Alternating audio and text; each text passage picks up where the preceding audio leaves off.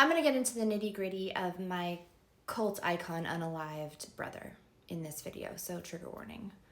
Hi, I'm Liz Gale, your friendly third-generation ex-Scientologist. My brother was a computer genius. I don't say those words lightly. He was accepted to MIT. His MIT instructors called him a genius. He was an early web pioneer at 17 years old, helping write one of the first internet browser programs at Earthlink. Internet Explorer, you probably used it. He graduated Scientology boarding school at 14, and then he went on, and he did get emancipated legally because he had stock options and he was earning a bunch of money, and it just, I guess, seemed simpler. So he was basically like this kid, and very, very smart computer-wise, but honestly, I think, and now looking back in hindsight, his social-emotional development was just not there. He ended up unaliving himself, and here's the tragic story. I don't really mean to bring it to TikTok. It's just really what happened. So I don't know what to tell you.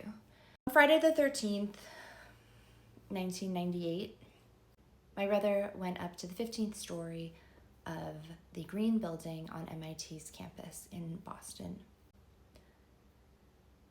He made some weird voice recording, which I've never gotten to hear, and he wrote a note, and he wrote the mathematical equation of his body times the velocity times, the mass times the velocity times the distance to the ground to make sure that it would be a successful endeavor.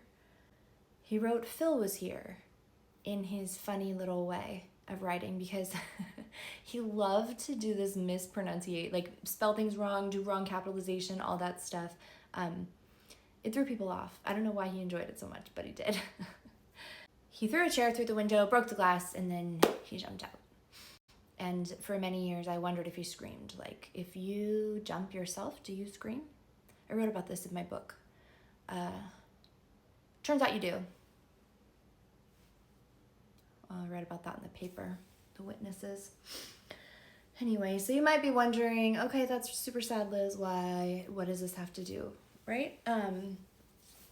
Well, that Friday the 13th also turned out to be L. Ron Hubbard's birthday, which is one of the religious holidays of Scientology.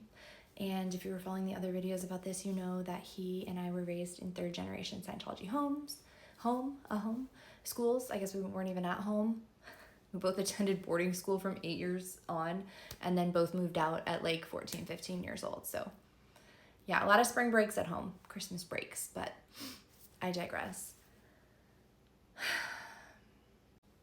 Sadly, young men in America pass away all the time, and it's not newsworthy. This was newsworthy because at the time, our mother, was a national spokesperson for a Scientology front group that was denouncing the mental health field and psychiatry.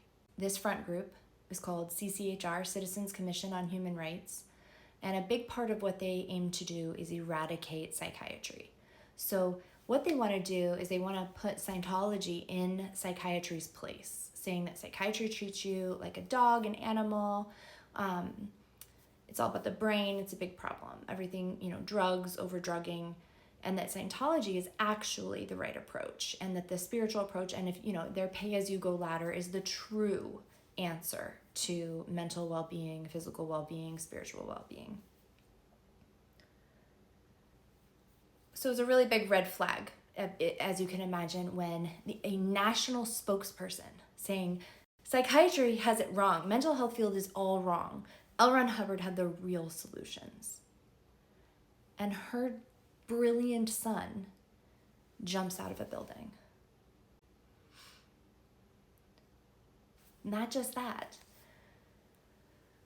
My mom flew to Boston, and she was told that she needed to handle the situation for Scientology. And she ended up writing this post online saying that she knew my brother had been talking to an anti-Scientology reporter, which is like a horrible crime, like bad news. And that she really thought that had something to do, and the critics had something to do with his death. And that just ignited a whole other fire. I'll talk about what happened next in the next one.